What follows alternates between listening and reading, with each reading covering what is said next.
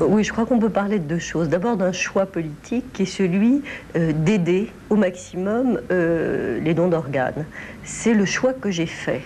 Et je l'ai fait parce que il est centré à la fois sur une dimension humaine. C'est ça. Alors il y a essentiellement deux problèmes pour qu'un organe soit compatible. Il faut qu'il soit compatible pour la taille, venons de le dire, mais aussi pour les groupes tissulaires qui sont extrêmement nombreux et que par conséquent ceci explique qu'il faille une organisation nationale telle que France Transplant pour faire la répartition judicieuse de tous les organes disponibles en France. Dès le début des transplantations d'organes, l'importance des problèmes moraux, éthiques comme on dit aujourd'hui, posés est apparue. En fait, ces problèmes sont de deux sortes.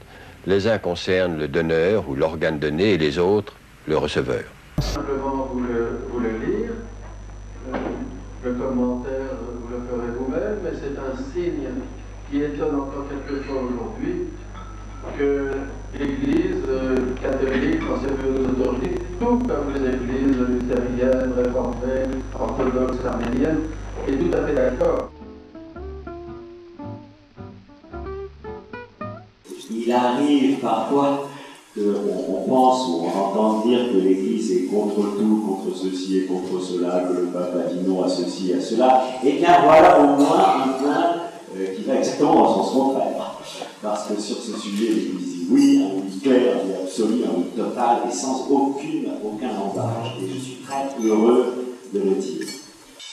Il fut un temps où les greffes d'organes étaient effectuées pour faire simplement survivre des malades qui avaient des maladies très graves, défaillance du rein, du cœur, du foie, maladies antérieurement mortelles.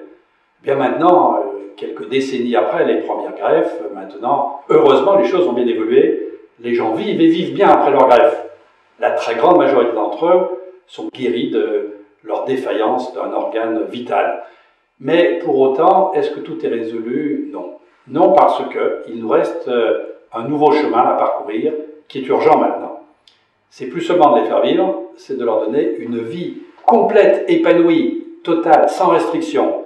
La réinsertion familiale se passe généralement bien. Leur vie privée en bénéficie après le parcours hospitalier. Et tout se passe favorablement dans beaucoup de cas. Mais dans la société, ce n'est pas aussi facile. Il y a la réinsertion sociale.